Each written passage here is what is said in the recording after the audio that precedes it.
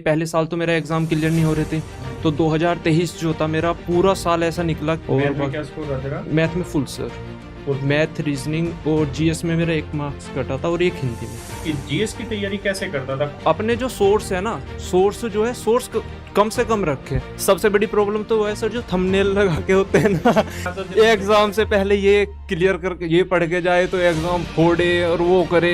भाई थंबनेल से बच के रहना। सब साल तो मेरे जो भी एग्जाम दिया है अब तक 100% है। सारे यूपी के बच्चे आ रहे हैं सिलेक्शन के। नितेश जी सर। नितेश बैंसला जी ये सर। बैंसला गुजरों का गोत हुआ ना? Yes sir.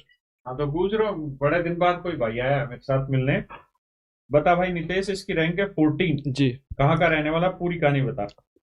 मेरा नाम नितेश बंसला है और मैं मेरठ के मवाने तहसील के गांव तखाउली का रहने वाला हूँ। वो एमसी स्क्वायर वहीं का है क्या, मेरठ का ही जो? नहीं सर, वो नोएडा साइड का है। अच्छा, वो नोएडा साइड। वो मतलब बैंसला ही है वैसे तो, बैंसलात का है वो। अच्छा, बैंसलात है। हाँ जी, 32-33 गांव लगातार पड़ते हैं बैंसलों के, तो वो उधर की साइड का है। हाँ जी। तो मेरा स्कोर जो है 160 में से 163.39 है और मैंने इस साल रैंक 14 जो पाई है।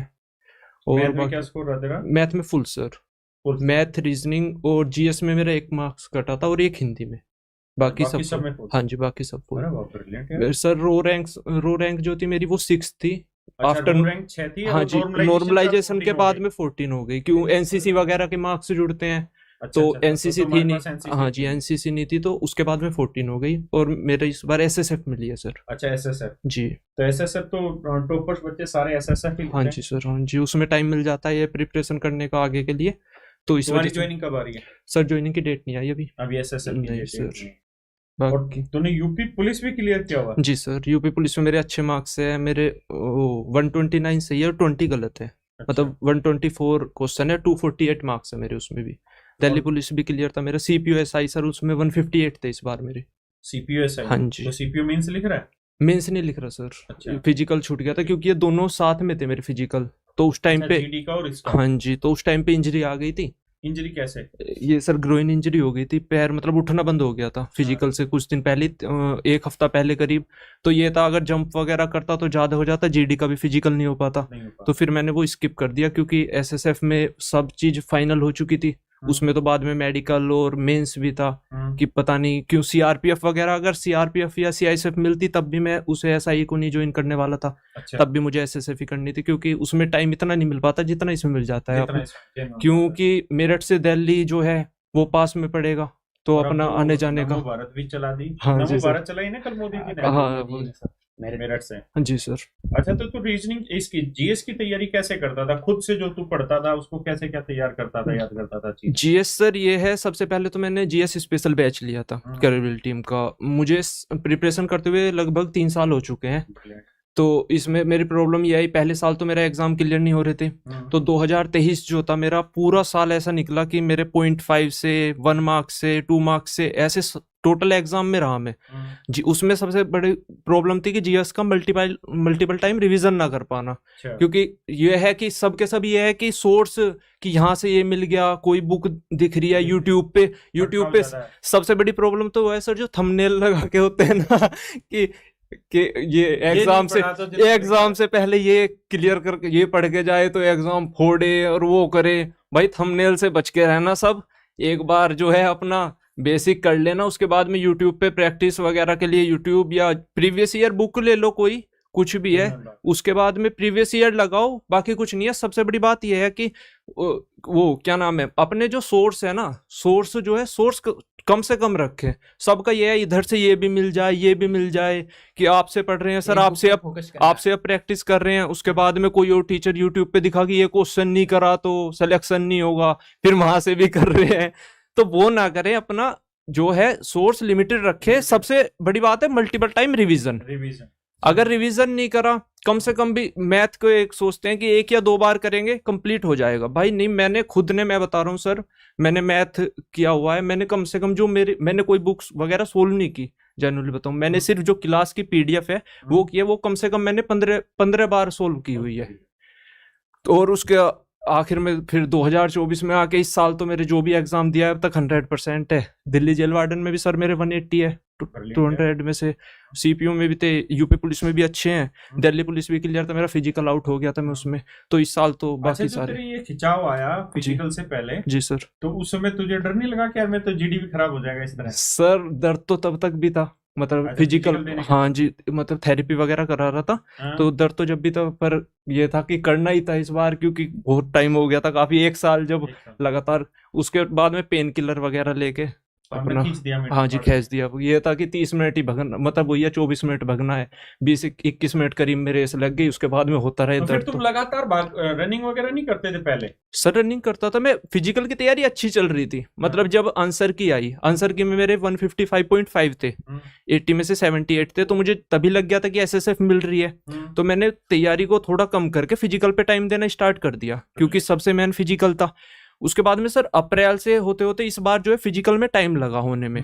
इस बार मेरा था 22 अक्टूबर को फिजिकल, तो 12 या 13 अक्टूबर को जाके मेरे चोट तब लगी, 12-13, मतलब तैयारी अच्छी चल रही थी उसी टाइम पे, बिल्कुल एंड टाइम पे जाके। वो है, होता ही है, पेपर से पहले बुखार वगैरह चढ़ना, फिजिकल से पहले इंजरी आना, वो तो नॉर्मल है, सभी के साथ में होता है, पर वही था, फिर उसके बाद में क्लियर करना पड़ा। अच्छा, बाकी एक चीज मुझे बताना, पता जी है सर। क्या हो रहा है कि यूपी के बच्चे, सारे यूपी के बच्चे आ रहे हैं सिलेक्शन के। हाँ सर, रैंक में तो सारे, रैंक भी सारे यूपी के ला रहे हैं, और वैसे भी बच्चे सिलेक्टेड यूपी के आ रहे हैं। पता नहीं सर, यूपी में शायद ज्यादा कंपटीशन बढ़ रहा है। हाँ, अब ज्यादा बढ़ रहा है, हाँ सच में जी ज्यादा बढ़ रहा सर, है। सच में सर।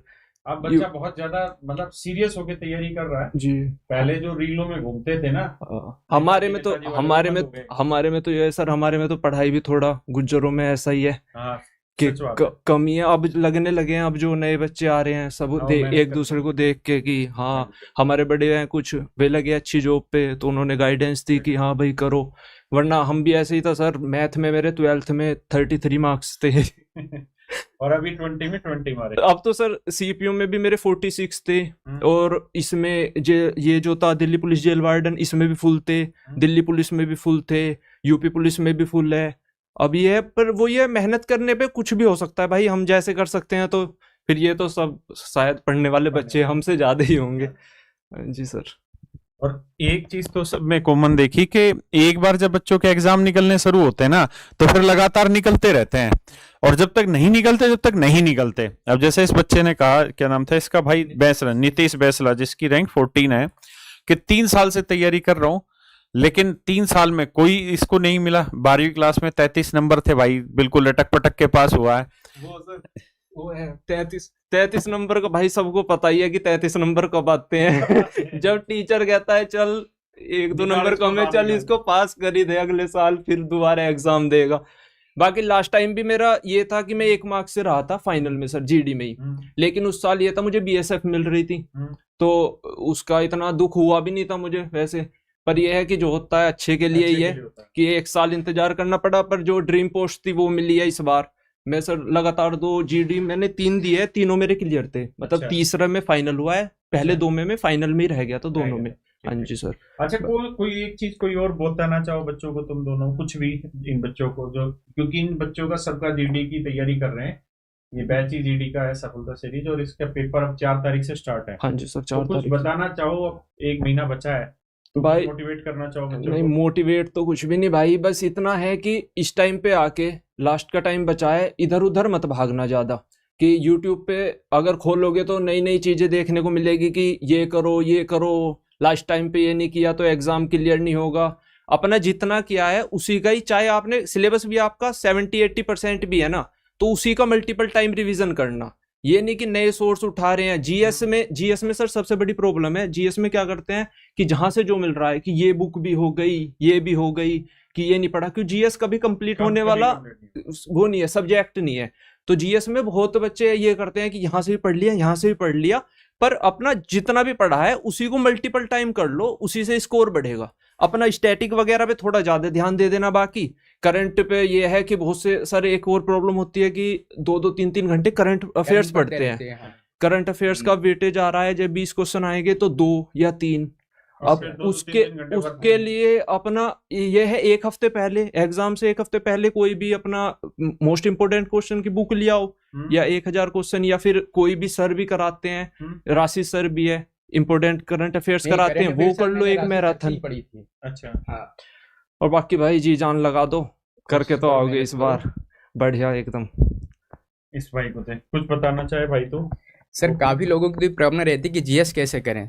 तो मेरा जीएस करने का तरीका ये था कि सर मैंने पहले तो सिलेबस कंप्लीट किया। सिलेबस करने के बाद जब मैं रिवीजन करने बैठता तो सर जो मेन पॉइंट थे उनको मैं एक अलग कॉपी में लिख लेता था। जैसे एग्जाम का टाइम आया तो फिर मैं उनको रिवीजन करता था, उनको रिवाइज करता था, और जो मुझे आता था सर उसको मैं नोट नहीं करता। जैसे मुझे प्रॉब्लम होती थी उस पॉइंट को मैं नोट करता था, और जैसे एग्जाम के 10 या 15 दिन बचे तो फिर मैं उसको रिवीजन करना स्टार्ट करता। हाँ, और मैथ का सर जो मेन कॉन्सेप्ट होते थे तो उनको मैं एक नोट्स में राइट कर लेता था, और जैसे एग्जाम के 15 या 20 दिन बचे तो फिर उन्हीं कॉन्सेप्ट को मैं रिवाइज करना स्टार्ट करता था। समझ गया। हाँ, थैंक यू मेरे बच्चों, आप सभी का थैंक यू मेरे बेटा।